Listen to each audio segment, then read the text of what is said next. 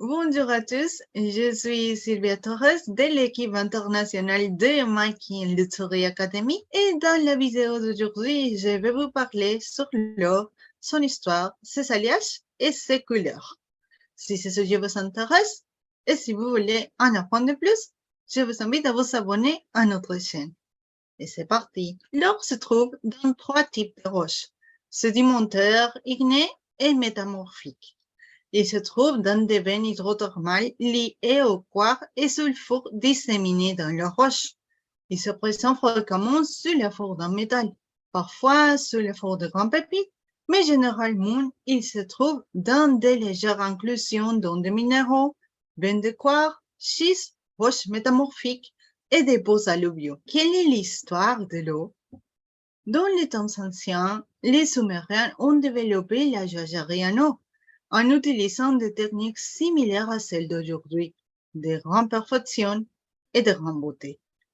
La culture égyptienne considérait l'or comme le dieu lui-même, le dieu de Dieu dans cette culture. De plus, ils fabriquaient des masques dont la plus iconique était celle du pharaon Toutankhamon. Aussi, dans la première période d'Athènes, qui a duré 80 ans, la possession d'or était synonyme de puissance.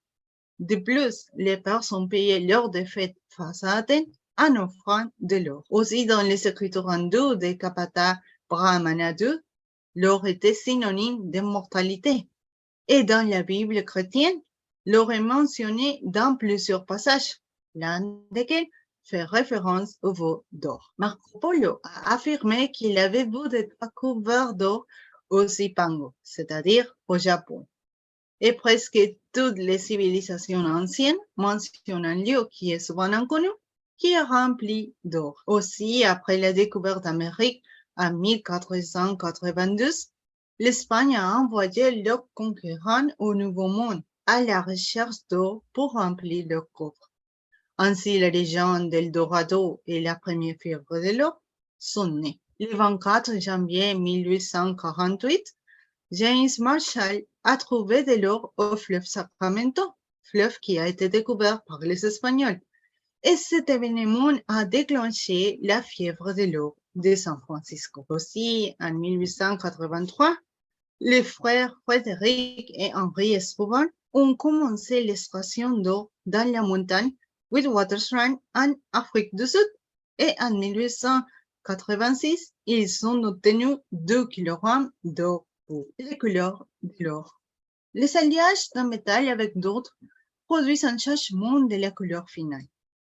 Par exemple, l'argent donne une tonalité verdâtre à l'or et le cuivre lui donne des tonalités cuivrées argâtres.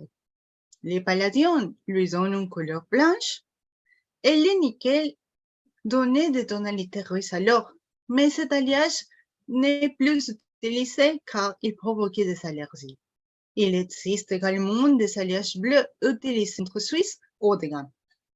Et aussi, il existe des montres bleues en or gris, les alliages de l'or. L'alliage le plus couramment utilisé est celui de l'or avec d'autres métaux en raison des propriétés de l'or en état pur, qui est doux et cassant. Lorsqu'il est mélangé avec de l'argent, du cuivre ou du palladium, l'alliage obtenu est plus dur. Si vous voulez regarder d'autres vidéos sur des sujets similaires, je vous invite à vous abonner à notre chaîne en cliquant sur s'abonner et puis sur la petite cloche pour ne rater aucune de nos prochaines vidéos. Ce sera tout pour la vidéo d'aujourd'hui. Merci à tous et à la prochaine vidéo.